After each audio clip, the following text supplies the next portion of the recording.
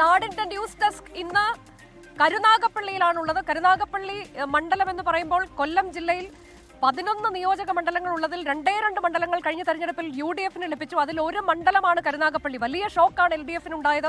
Socialist പ്രസ്ഥാനങ്ങൾക്കും ഒപ്പം തന്നെ CPI-യുടെയും ഒക്കെ ഉറച്ച കോട്ടയായിരുന്നിടത്തേക്കാണ് കുറെ കാലത്തിന് ശേഷം കോൺഗ്രസ് അങ്ങോട്ടേക്ക് വരുന്നതും. അതിൽ CR മഹേഷ് എന്നുള്ള ജനകീയ യുവ നേതാവിന്റെ പങ്ക് വളരെ വലുതായിരുന്നു. കഴിഞ്ഞ തവണ അദ്ദേഹം വലിയ ഭൂരിപക്ഷത്തിന് ഏതാണ്ട് 30,000-ഓളം വോട്ടിന്റെ ഭൂരിപക്ഷത്തിനാണ് R രാമചന്ദ്രൻ എന്ന CPI നേതാവിനെ പരാജയപ്പെടുത്തിയത്. അതിനു മുൻപ് അദ്ദേഹം പരാജയപ്പെട്ടു പോയിട്ടുണ്ട് R രാമചന്ദ്രനോട്. അത് വളരെ കുറഞ്ഞ വോട്ടുകൾക്കായിരുന്നു.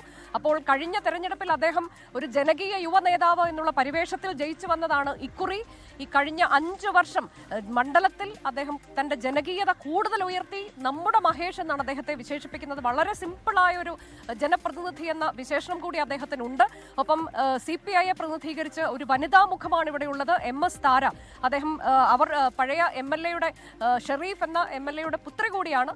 വലിയ കടുത്ത മത്സരം നടക്കുന്നുണ്ട്. മറ്റൊന്ന് BJP വലിയ പ്രതീക്ഷ അർപ്പിക്കുന്ന മണ്ഡലം കൂടിയാണ് കരുനാഗപ്പള്ളി എന്നുള്ളതാണ്. അവിടെ ജിതിൻ ദേവ് ആണ് ഇവിടെ ഇത്തവണ മത്സരിക്കുന്നത്. വലിയ വോട്ട് വിഹിതം അവർക്ക് ഉയർത്താൻ കഴിയുമെന്ന പ്രതീക്ഷ കഴിഞ്ഞ പാർലമെന്റ് തെരഞ്ഞെടുപ്പിലൊക്കെ ആലപ്പുഴ ലോക്സഭാ മണ്ഡലത്തിന്റെ ഭാഗമാണ് കരുനാഗപ്പള്ളി. അവിടെ വോട്ട് ഉയർത്താൻ കഴിഞ്ഞിട്ടുണ്ട്. അപ്പോൾ ആ പ്രതീക്ഷ അവരും വച്ചു പുലർത്തുന്നുണ്ട്. അവർ വലിയ പ്രതീക്ഷ വച്ചു പുലർത്തുന്ന മണ്ഡലം എന്ന നിലയിൽ ഒരു ത്രികോണ പോരാട്ടം നടക്കുന്ന മണ്ഡലമാണ് കരുനാഗപ്പള്ളി. ഇത്തവണ UDF അത് നിലനിർത്തുമോ എന്നൊക്കെയുള്ളതാണ് നമ്മൾ കണ്ടറിയേണ്ടത്. LDF-ന് തിരിച്ചുപിടിക്കാൻ കഴിയുമോ എന്നുള്ളതാണ്. നമുക്ക് പരിശോധിക്കാം വിശദമായി കരുനാഗപ്പള്ളി മണ്ഡലത്തിന്റെ പൾസ് എന്താണ്.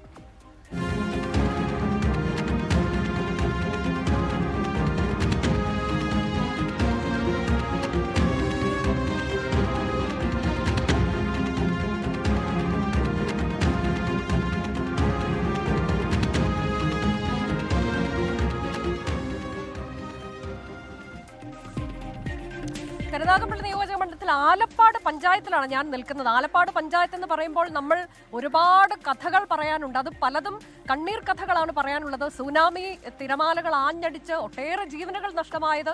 പിന്നീട് നമുക്കറിയാം ഈ കരിമണൽ ഖനനവുമായി ബന്ധപ്പെട്ട് വലിയ വിഷയമൊക്കെ ഉണ്ടായത്. മത്സ്യത്തൊഴിലാളികളും ഇവിടെ താമസിക്കുന്ന ആളുകളും ഒക്കെ വലിയ പ്രതിസന്ധിയിലായത്. ആ സമയവും നമ്മൾ ഏതാണ്ട് 7-8 വർഷങ്ങൾക്ക് മുൻപ് ഇങ്ങോട്ടേക്ക് റിപ്പോർട്ട് ചെയ്യാൻ എത്തിയതൊക്കെ ഞാൻ ഈ ഘട്ടത്തിൽ ഓർക്കുകയാണ്. അങ്ങനെ പ്രശ്നങ്ങൾ ധാരാളം ഇവർക്ക് പറയാനുണ്ട്. അതൊരു തെരഞ്ഞെടുപ്പ് കാലത്ത് മാത്രം ഉയർന്നു വരുന്ന പ്രശ്നങ്ങളല്ല. നമ്മൾ ഈ ആലപ്പാട്ട് പഞ്ചായത്തിൽ ഇവിടെ നമുക്കൊപ്പം കുറേ വോട്ടർമാരുണ്ട്, കുറേ സ്ത്രീകളും ഇവിടെ നമുക്കൊപ്പം അവരുടെ കാര്യങ്ങളൊക്കെ പറയാൻ കൂടിയിട്ടുണ്ട്. അപ്പോൾ ചേച്ചിമാരെ, നിങ്ങൾ എല്ലാവരും നമുക്ക് വേണ്ടി കാത്തു നിൽക്കുകയാണ് നിങ്ങളുടെ പ്രശ്നങ്ങൾ പറയാനല്ലേ. പറയൂ, തെരഞ്ഞെടുപ്പ് വരികയാണ്. ഇന്ന് നാളെയും കൂടെ ഉള്ളൂ പരസ്യ പ്രചാരണം. നിങ്ങളുടെ പ്രശ്നങ്ങൾ എന്തൊക്കെയാണ്? ഞങ്ങൾക്ക് പ്രധാനപ്പെട്ട ഞങ്ങളുടെ ആളുകൾക്ക് സുരക്ഷിതമായിട്ട് ഞങ്ങൾക്ക് ഇവിടെ മുട്ടിടണം. അതാരും ഇവിടെ ജയിച്ചാൽ ഞങ്ങൾക്ക് പാർട്ടിയല്ല ഞങ്ങൾ നോക്കുന്നത്. ഞങ്ങളുടെ ആളുകൾക്ക് സുരക്ഷിതമായിട്ട് ഞങ്ങൾക്ക് ഇവിടെ മുട്ട് കിട്ടിയിരിക്കണം. അത് അത്യാവശ്യമാണ്. എത്ര വർഷമായിട്ട് നിങ്ങൾ പറയുന്നതാണ്? ഒരു 10-40 വർഷത്തോളം, അതിൽ കൂടുതൽ വർഷത്തോളം പറയുന്നുണ്ട്. കാലങ്ങളോടെ പറയുന്നു. വരുന്ന പാർട്ടികൾ ഞാൻ ഇപ്പം തരാം, അടുത്ത പാർട്ടിക്ക് തരാം എന്ന് പറയുന്നാലേ ഒന്നും നടക്കുന്നില്ല. ഈ 3 പാർട്ടികൾ ഒന്നും ചെയ്തിട്ടില്ല. അതുകൊണ്ട് ഞങ്ങൾക്ക് ഇവിടെ പുലിമുട്ടും സീവാളും അത്യാവശ്യമാണ്. ഞങ്ങൾക്ക് വേറൊരു കാര്യവുമില്ല. പുലിമുട്ട് കടലമ്മയെ പേടിച്ച് ഞങ്ങൾക്ക് ജീവിക്കണം. സ്ഥാനാർത്ഥികൾ ആരെങ്കിലും ഇങ്ങോട്ടേക്ക് വന്നിരുന്നോ? വന്നിരുന്നു. എല്ലാ സ്ഥാനാർത്ഥികളും എല്ലാവരും വന്നു. നിങ്ങൾ ഈ പ്രശ്നങ്ങൾ പറഞ്ഞു. ഞങ്ങളുടെ പ്രശ്നം ഞങ്ങൾ കാലാകാലങ്ങളായിട്ട് പറയുന്നുണ്ട്. ഞങ്ങൾ കഴിഞ്ഞ MLA ഞങ്ങൾക്ക് വാഗ്ദാനം തന്നതാണ് ഇവിടെ പുലിമുട്ട് വരുമെന്നുള്ളത്. അതിന് മുന്നേ വന്ന MLA ഞങ്ങൾക്ക് വാഗ്ദാനം തന്നതാണ്. പക്ഷെ ഇന്ന് വരെ അതൊന്നും സാധ്യമാക്കിയിട്ടില്ല. ആരും ചെയ്യുന്നില്ല. എല്ലാവരും തരാമെന്ന് പറയുന്നല്ലാതെ ആരും ഇന്നതുവരെ ചെയ്തിട്ടുമില്ല. ഈ CR മഹേഷ് ജനകീയനായ MLA ആണ്. അപ്പോൾ ജനങ്ങളുടെ പ്രശ്നങ്ങളൊക്കെ പറഞ്ഞു വരുമ്പോൾ അദ്ദേഹം അതൊക്കെ കേൾക്കാറുണ്ട്, ചെവി നൽകാറുണ്ട് എന്നൊക്കെ പറയുന്നത് ശരിയാണോ? അത് അവർ പലതും പറഞ്ഞിട്ട് പോകുന്നല്ലാതെ പിന്നെ എന്തെങ്കിലും പ്രശ്നം ഉണ്ടെങ്കിൽ പോലും അവർ തിരിഞ്ഞു നോക്കിയിട്ടില്ല. ഒരു കാര്യം വന്നാൽ പോലും ഞങ്ങൾ കടൽ കയറി ഞങ്ങളുടെ കുഞ്ഞുങ്ങളുമായിട്ട് ഓടിയാൽ പോലും അവരാരും ഒന്നും അറിയുന്നുമില്ല, ഒന്നും അറിഞ്ഞിട്ടുമില്ല, തിരക്കിയിട്ടുമില്ല. പിന്നെ ഇതുവരെ നിങ്ങൾ എന്താണ് ഇത്തവണ ആർക്കെങ്കിലും നിങ്ങൾ വോട്ട് ചെയ്യുമെന്ന് നിങ്ങൾ തീരുമാനിച്ചിട്ടുണ്ടോ? ആര് വിജയിക്കണമെന്ന് നിങ്ങൾക്ക് മനസ്സിലൊരു ധാരണയുണ്ടോ? നമുക്ക് അങ്ങനെ ധാരണയില്ല. 3-ൽ ഒരാൾ ജയിക്കും. അത് കാണിച്ച കാര്യമാണത്. അല്ലാതെ ഈ 3 പേരും ജയിക്കുമെന്ന് പറഞ്ഞാൽ നടക്കുക. ഒരു വനിതാ സ്ഥാനാർത്ഥി ഇവിടെ മത്സരിക്കുന്നുണ്ടല്ലോ. വനിതാ സ്ഥാനാർത്ഥി കരുനാഗപ്പള്ളി താര. ഇതിനൊരു മാറ്റം വരണമെന്ന് ഞങ്ങൾ ആഗ്രഹിക്കുന്നുണ്ട്. മാറ്റം വരണം. ഞങ്ങൾക്ക് കടൽ കയറാതെ ഞങ്ങൾക്ക് ഒരു മുട്ട വേണം.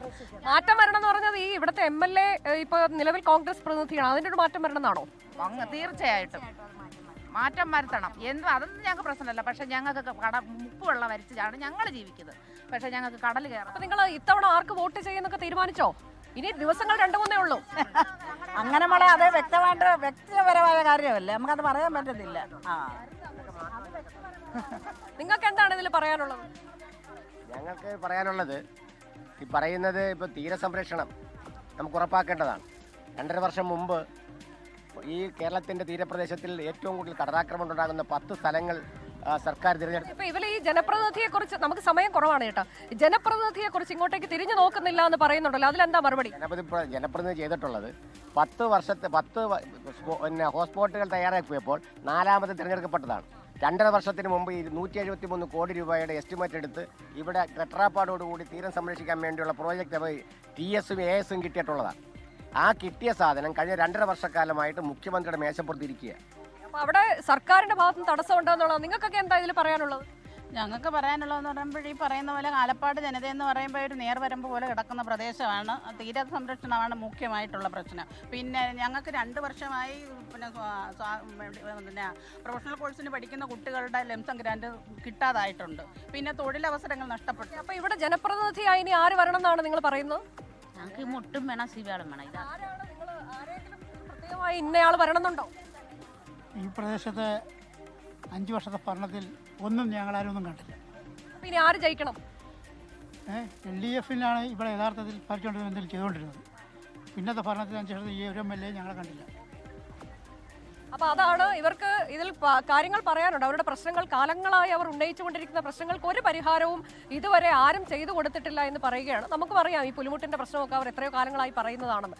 ഏതായാലും അവരുടെ പ്രശ്നങ്ങൾ അവർ ഉന്നയിക്കുന്നു. സ്ഥാനാർത്ഥികൾ എല്ലാവരും ഇങ്ങോട്ട് വന്നു പോയിട്ടുണ്ട് എന്ന് പറയുകയാണ്. പ്രശ്നങ്ങൾക്ക് പരിഹാരം കാണണം എന്നൊരു ആഗ്രഹം അവർ നമ്മളുടെ മുന്നിൽ ഉന്നയിക്കുകയും ചെയ്യുകയാണ്.